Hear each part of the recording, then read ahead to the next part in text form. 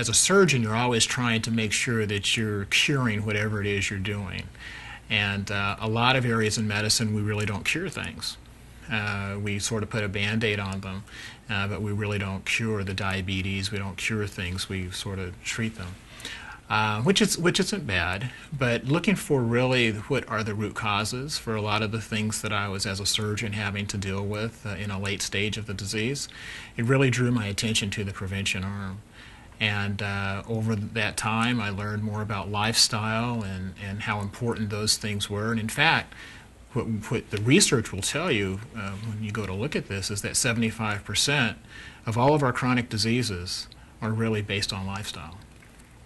And so as an employer, as an administrator for insurers, when I look at all of these claims that we're paying, the thought that 75% of this could be prevented really was very appealing to me. So I've really pursued that line of thinking in terms of how to get to the root cause, the things that are really causing these issues that are costing us so much, not only in money, but also in pain and suffering. As I'm researching this to do my job better and asking the question, why aren't we preventing more of these things, I started to look inwardly as well and say, well, I should adopt some of these practices myself. And I can tell you that 10 years ago, even though I was 10 years younger, I had a lot more health risks then than I do now. I was about 50 pounds heavier.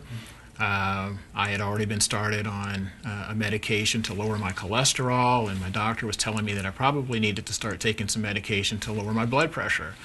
And as I was looking at all of this literature, I said, you know, I should apply some of this to myself, and that's what I did. And actually, now I'm off of all my medications. My blood pressure is well controlled, as well my cholesterol, and I've lost 50 pounds and feel much better. And again, I go in and talk to my doctor and get my annual physical, and he says, you're healthier than you were when you were in your 40s. Well, all this literature that I've been researching and the plans and strategies that I've put in place that I do in my day-to-day job, I can bring that to bear, what works as well as what doesn't work sometimes.